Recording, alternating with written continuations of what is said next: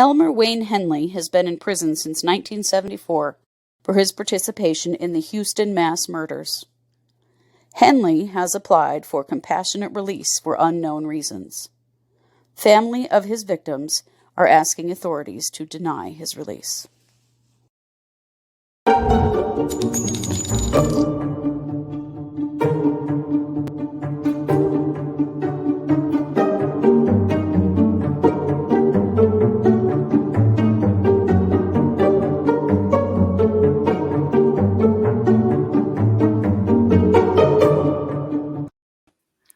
Hey everybody, welcome to the True Crime Squad. I'm Kristi Brower, here with my sister, co-host, and partner in all things crime, Katie Weaver. Hey Katie.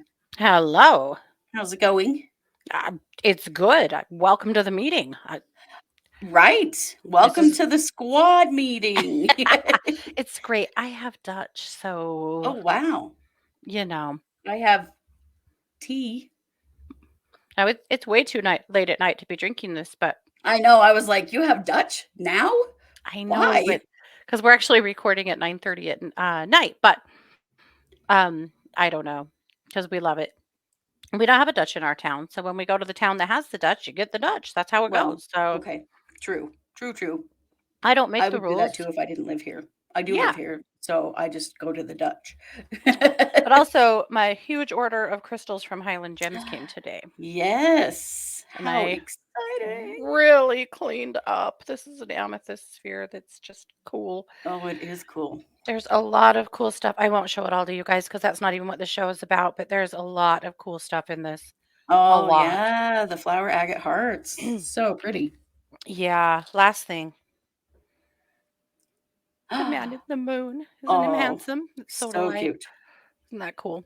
Yeah. Yes. Okay. I'll show more of them to you guys probably on a different show. But anyway. You know we're crystal freaks, though, so. I'm in more crystal heaven than normal, so. Wow, that's pretty impressive. Kind of hard to do. Yeah. Yeah. Well, this is our Wednesday episode, and this whole show could be deemed WTF. And truly. Yeah, truly, it could. So this is Wednesday, the WTF episode. Yes, it is. Yes, it is. So, Katie, I know you're going to kick it off with some WTF news. Yes.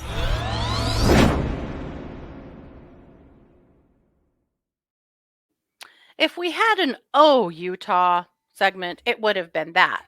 We don't, but we really probably should.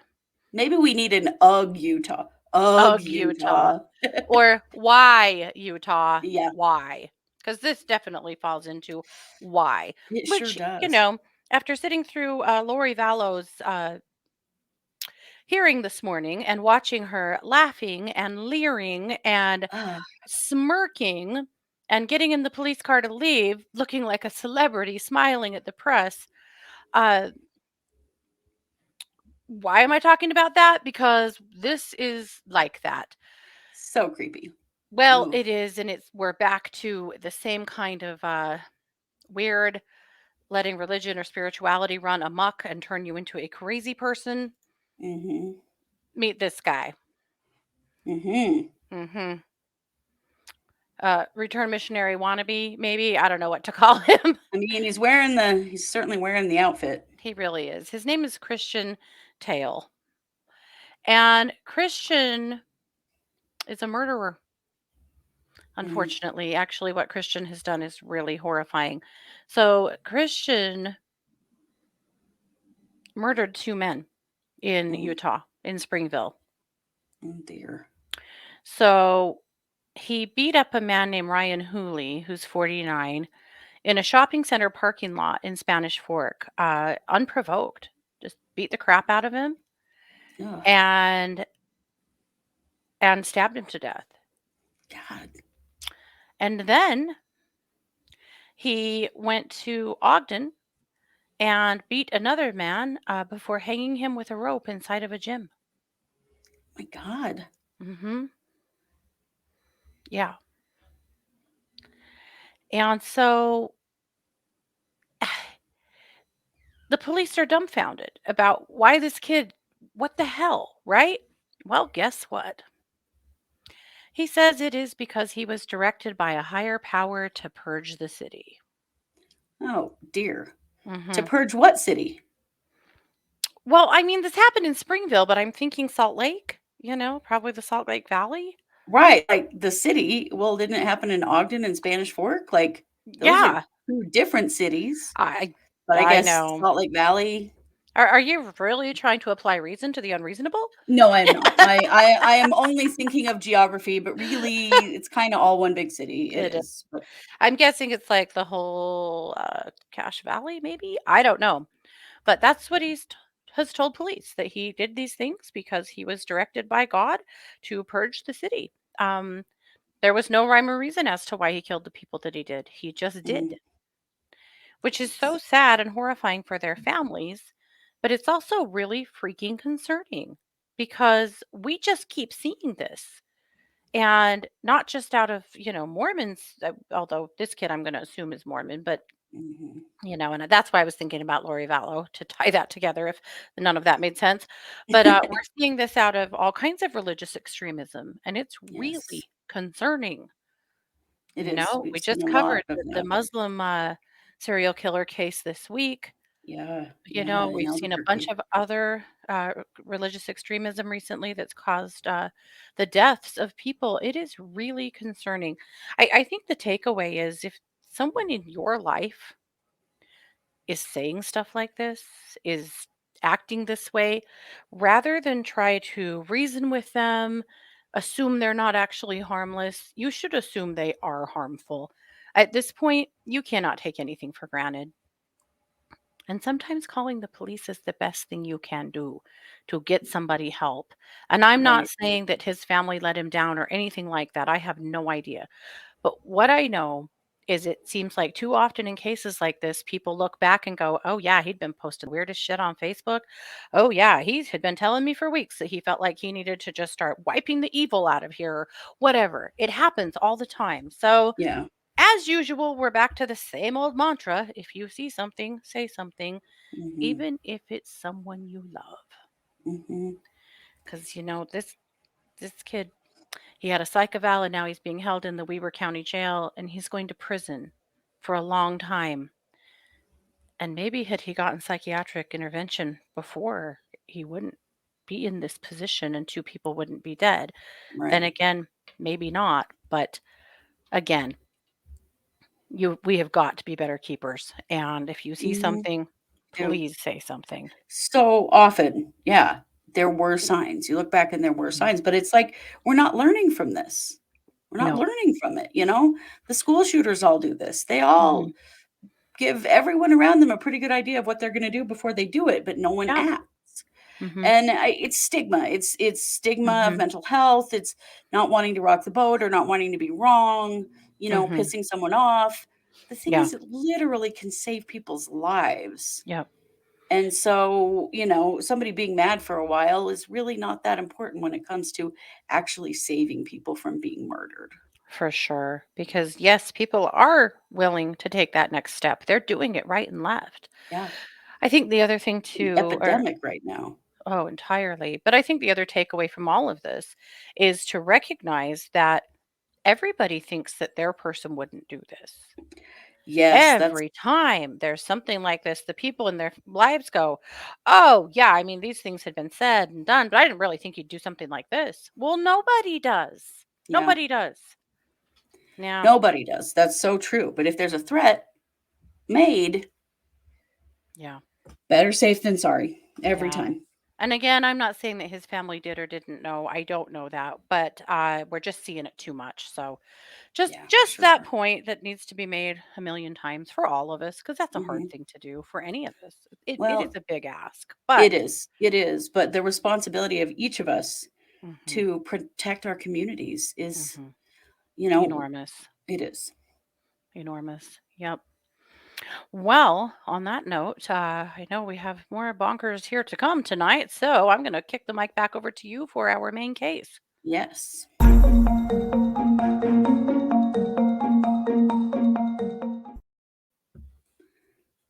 This is Elmer Wayne Henley.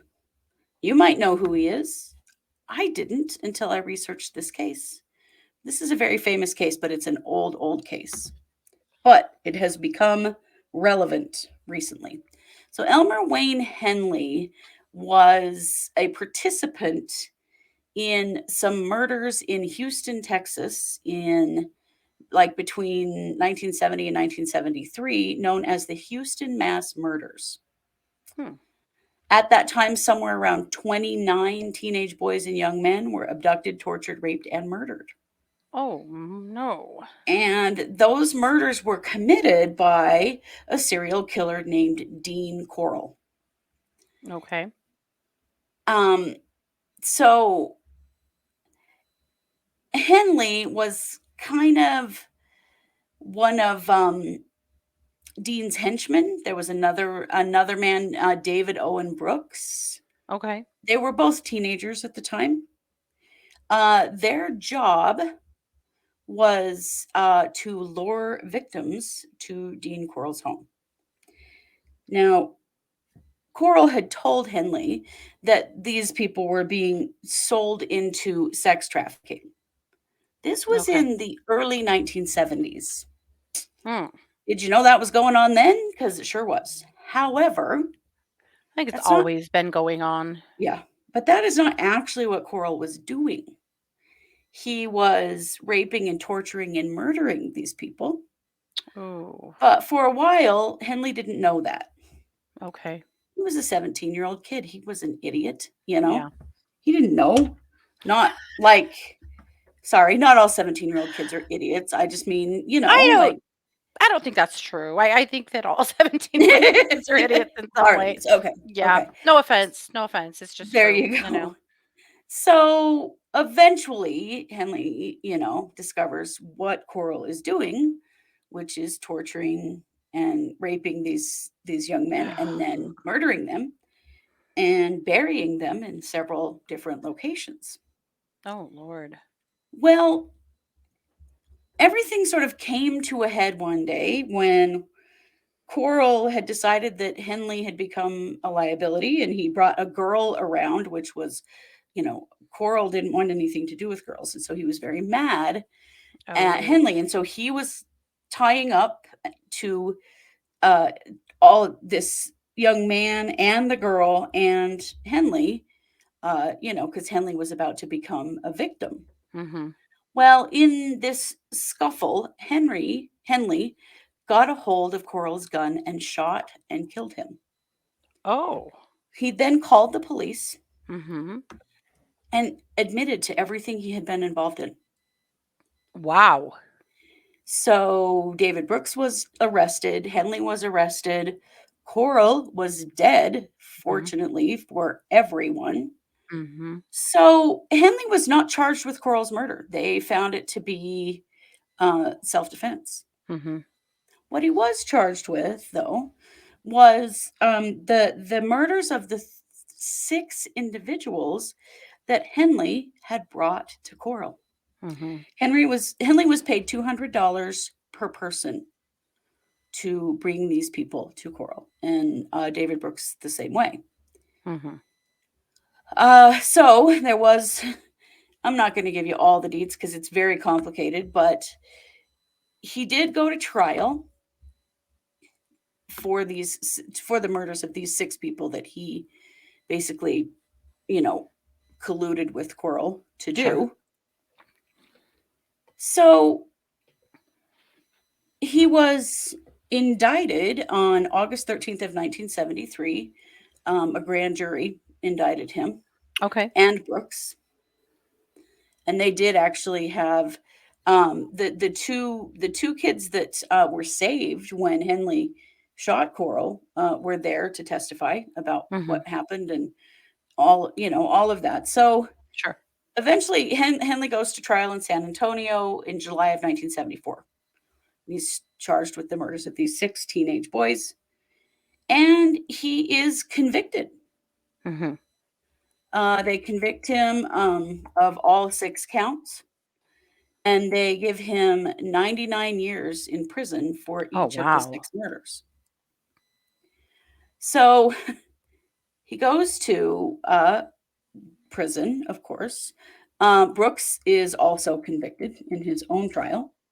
Good. Um, he was actually only convicted for one murder, but he did go to prison for life, and he died Mhm. of COVID-19 in May of 2020. Oh, wow. So Henley actually appealed his conviction, and it was overturned in 1978. So they had to try Wow. him again. There were, it was procedural stuff. Sure. So in 1979, he was convicted again of all 6 murders and given 6 consecutive life terms again. Mhm. He has been eligible, he started becoming eligible for parole in 1980. And he's always been denied parole. Mhm.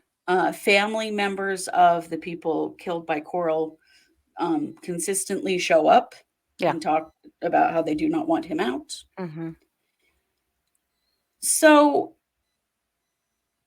what just started happening is that Henley's attorney filed for compassionate release Wow. on the part of Henley. Mhm. And of course, everyone freaked out. Mhm. But how old So, is Henley now? he's 60, 60s, mid 60s. Mhm. We don't know why, because this is like medical records, and so that Sure. part is protected. We don't know why he applied for it. Generally, people convicted of first degree murder don't get compassionate release. Mhm. There's been all of this argument going back and forth because when he was convicted in the 1978, the second time around, Mhm. um, they didn't say that he would never be eligible for parole. Mhm. And he never has been all this time. And Mhm. so basically they're saying there's a reason medically, and his sentence didn't say that he could never be paroled, right? Right. The thing that's weird is that he was convicted so long ago. Laws have changed many times in Texas. And Sure. so his attorneys are saying it's not fair to hold him to the accountability of current laws. It has to be based on what he was convicted under, right? Yeah. So, as you can imagine, the surviving family members of Henley, Coral, and Brooks's victims, I see we're getting a little puppy action there. There's been a major outcry. How can you even consider letting this person out? And I will tell you that just today, I think, today or yesterday, a judge ruled that he will not be considered for early release. This was yesterday. A judge ruled that they will not consider him for early release. But I found this case really interesting because it is something to think about. He was 17 when he was originally convicted on these charges. He has been in prison his entire adult life. And I'm not minimizing what he did in any way. It is just, it's interesting to look at cases like this when someone was a minor, when they were convicted, when so many law changes have happened between the time that he was convicted in the 70s to now. Is there ever a reason to allow someone like him compassionate release? Now, we unfortunately know firsthand about compassionate release because our grandfather went to prison very briefly in the late 80s for molesting a minor. And he was given compassionate release after he only served 6 months. He had a Yeah. 5 to 10 year sentence. Yeah. He only served 6 months and was given compassionate release because he had emphysema and diabetes, and he was a Mhm. sick old man, Mhm. which meant they just handed him back to the family. Here you Yeah. go, deal with this asshole. So Yeah. this case was interesting to me because of Mhm. that, and of course it was a different deal with our grandfather, but still, Yeah. this idea of compassionate release is out there. Yeah. Um, we just saw a case in Idaho recently where um, Yeah. they were seeking clemency for a man who's Mhm. dying, who's been Mhm. on death row since the 80s and has not Mhm. ever been executed, but now is Mhm. dying of pancreatic cancer.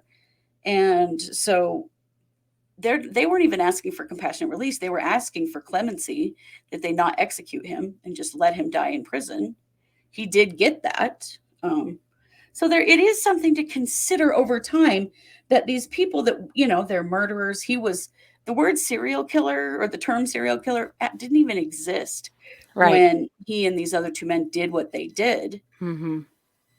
But to look at it, moving forward, they are human beings. Yeah. And what rights do they have, when it comes to severe illness or injury or something? I don't know. I mean, it's a tough discussion. It Ob- is, and he was so young. he was so young. Mm.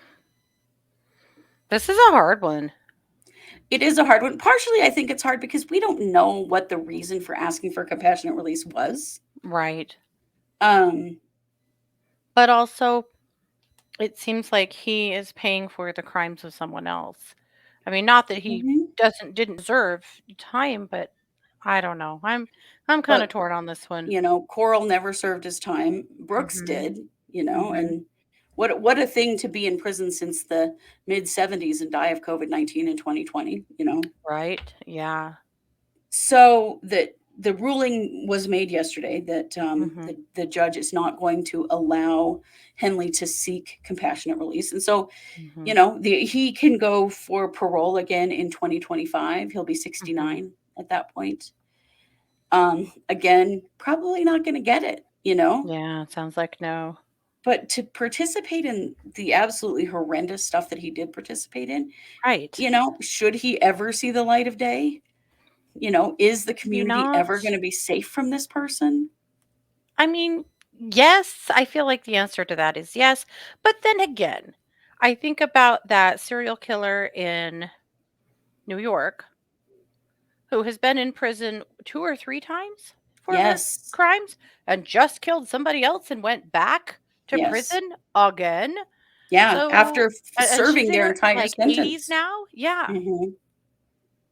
So maybe Well, not? I don't I think know. even about our grandfather who did Mhm. reoffend. Did reoffend. Did Yeah. reoffend and ended up locked up in an Alzheimer's unit, in a locked Alzheimer's unit for the rest of Mhm. his life. Mhm. So yeah, it does definitely beg the question, Mhm. what kind of humanity do we afford individuals Mhm. like this? But also, how do we protect the community? Yeah. And the family members of his victims Yeah. were like, how can you possibly even think of ever letting this person out? Yeah. So And it's you a can't lot. blame them for that. Yeah. No, you certainly can't. So it's a lot to think about. Mhm. um Something I think that we always need to be uncomfortable with the criminal justice system. We Yes. should never feel comfortable with it, because that means that it doesn't change and grow, and we need it to change and grow. Yes. And we always have to be questioning things like Mhm. life without parole, Mhm. the death penalty. We Mhm. always have to be questioning these things. Mhm. We should never Definitely. get complacent. And so this case it just made me want to share it with you, because Mhm. it's an uncomfortable conversation to have. It's an Mhm. uncomfortable thing to think about. What do we do with someone who maybe has been in prison for their entire adult life and is now Mhm. dying, which is Mhm. probably the case here. He I am probably has assuming that's it. cancer or Yeah. something and he's dying. Mhm. Does he deserve to be released, or should he die in prison? So I don't know, because we do know that here in the United States, we love putting people in prison, you we know, do. Yeah, we do. and keeping them there as long as we can. And unfortunately, part of that has become, well, most of that has become a huge financial machine, Yes. and so Mhm. I think all of these questions should be asked, and it should be uncomfortable. I Mm-hmm. agree with that entirely. It should be uncomfortable, but we should always remember that we're talking about human beings, not just as the victims, but also everyone else involved. I know. It's a hard Right. one. And I know Because, some of you guys are going to comment on this segment and say, absolutely not. Burn in hell. You have to stay in prison. And I get it too. But then I think about the 17-year-old kids I know yeah. that are undoubtedly idiots that Mm-hmm. could get sucked into something terrible by older people like this. That Right. do they deserve to spend their entire lives in prison? Right. I don't know. I'm uncomfortable with this one for sure. I am too. I also have questions about, if a lifer is dying, do we need to have hospices for inmates? You And know, yeah, because we don't want to be worse than the serial murderers. right. We don't want to torture anyone. The goal Mhm. here is that our society stays Mhm. above this kind of Right. behavior. And this is where, when you're responsible for another human being and for their life, Mhm. as we are when they're in prison, how do we make sure that we maintain our humanity? Yeah. So, just an interesting one. Please discuss it in the Mhm. comments. Yeah. Everybody's viewpoint is welcome. Absolutely and valid. It's Yeah. when he was convicted, it's during the time that the death penalty was illegal federally. Uh-huh. So, because this is a Texas case, and Mhm. had this case been a little bit older, it certainly would have been a death penalty case. But at Texas the time, loves putting people to death. Yeah. they do. So, but at the time, Well, the death men, penalty was not women, illegal. men. Yeah, But yeah. man. So, things have changed a lot in the time that he's been in prison. Mhm. So, I don't know. I just wanted to share it with all of you because it is an interesting one. It does make you think. Mhm. Obviously, he did some horrendous things, and much love to the families of his victims and of Coral's victims. Mhm. It was a terrible, terrible thing that happened. Oh, insane. It's And, awful. at no point do I ever want to be minimizing that. No. But there you have it. Okay. Something to Well, think about. it's a lot to think about. Yeah. It is. Yeah. All right, Katie, I know that you're going to wrap us up with a little more WTF news. It's what we do.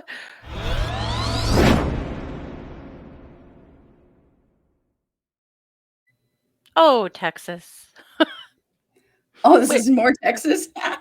Yeah, we probably also need a why Texas? Why? Segment, but that's okay. I want to talk to you guys a little bit about a man named Edward Peter LeClair.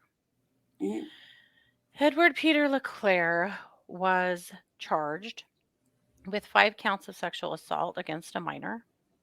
mm, He's 57 years old. He This has been dragging on for quite some time, but he was finally found guilty last week in Denton County of 5 counts of child sex assault. mm, And as the judge started to read the guilty verdict, he had been out on bail. I want to make that clear, and had come into court with a bottle of water, which people frequently do. You're allowed to do that. Water. Uh, Somebody said his water did look kind of cloudy, but nobody thought anything of it. Well, when the verdict was read, as the judge was reading out all 5 verdicts, and it was obvious that he was going to prison, he mm, picked up his water bottle and he chugged it, guzzled the whole thing down. And the bailiff thought that was kind of weird. mhm, When it was done, they took him back to his cell. And shortly thereafter, the bailiff decided to check on him because this was weird. And he was vomiting and he was gray. And they called 911, sent him to the hospital. 45 minutes later, he was dead. And the prosecutor fully believes that he poisoned himself. That rather mhm, go to prison, he decided to just go ahead and check out right this minute. mhm, So the ME is still examining his body, so we don't have a toxicology report yet to know what he poisoned himself with. But they are really confident that this was a self-inflicted poisoning to avoid going to prison. Mm-hmm. Standing right there, Wow. just waiting. If I'm not guilty, I'm going to waltz out of here and do whatever the hell I want. If I Mm-hmm. am guilty, I'm just going to kill myself here on the spot. Wow. And that's basically what he did. I wonder if this will change the you can bring your own water into the court policy. I'm thinking probably, yeah. Yeah. Yeah. It's just not something that you would Hmm. expect to happen, So but holy he cow. actually bought the water from a vending machine at 7 a.m. at the courthouse. So he had something with him that he put Hmm. in it. They think that he had cyanide with him, but again, they haven't been able to fully determine that yet. But that's what they think. Yeah, Hmm. he was facing up to 100 years in prison. So at Wow. 57, he was probably never getting out. Yeah. Hmm. Boy. They also said that had he waited 30 more seconds, he would have been in the sheriff's custody and wouldn't have had access to that water bottle. I'm Like he sure he, literally did it at the last second. yeah, he knew he was just waiting for that moment. Hmm. Wow. Yep. So he was accused of raping a girl between 13 and 17 years old 5 times from 2016 to 2018. Oh, wow. And the victim did testify during the trial and shared a lot of really disturbing details that got a guilty sentence. Hmm. But so the poor victim has been traumatized by everything he did to her, Right. traumatized again by having to come and testify against him in court, and again by his suicide. Yeah. Isn't that Wow. horrifying? It is. It is. She did not deserve any of this. No. No, she didn't. It's pretty terrible. Yep. Wow. Yep. That's The just wild. his attorney says that he thought when he started chugging that water, well, he's just getting really bad news, so maybe his mouth just went dry. Hmm. And also said his hand was shaking when he was drinking the water, but again, he was receiving really bad news, so he just didn't really think anything of it. Right. Yeah. Yeah. Yeah. So the reason that they think that he used cyanide is because of the gray color, because cyanide restricts your oxygen flow. And so Oh, okay. that's why they're assuming that at this point. But again, there'll be toxicology, I'm sure, out sometime this week. But Hmm. what a deal. That is wild. On one hand, the Texas lawmaker taxpayers won't have to support this man for the next however many years before he checks out. But on the Hmm. other, is this really what we want? I I mean, know. it's God. awful, really awful. Yeah, it is. And also, I'm going to assume that Mr. LeClair also has a family, you know, Hmm. who not only have been through the selfishness of the crimes he committed, and who knows what else at this point, Right. but then also this display. Yeah. I feel terrible for his family as well as for Yeah. the victim and their family. I mean, all of Right. it. I mean, it's got to be traumatizing for everybody. Hmm. Without a doubt. Wow. Yeah. So there you have it. Boy, that's terrifying. Yeah.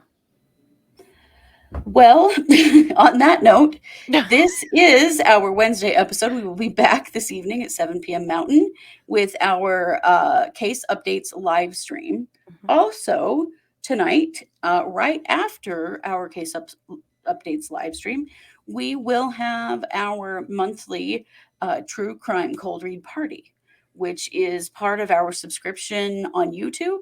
Mhm. And so if you are a subscriber, you get to come to that exclusive live stream. You can throw old cases at us. We like to do cold cases. You share a little paragraph about what you know, and we will do a cold read and tell you what we think happened in that Mhm. situation. So it's a lot of fun. We do this once a month. If you want to join us and have not joined our subscription, just go to the main page of True Crime Squad on YouTube, and there Mhm. will be a button there that says join. Click on that. You will see what your options are.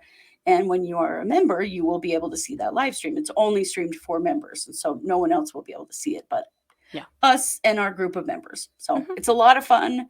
We've talked about some very interesting cases. Some of those cases we've actually then brought out here onto the main channel and done an episode on because, it's Interesting not stuff like we're ever comes going to up. run out of true crime the way Oh, things are going. yeah. So join us And the way tonight things have for been. that. Yes, and the way things have been. Well, you know it. We are the True Crime Squad. Thanks for being here. Take care.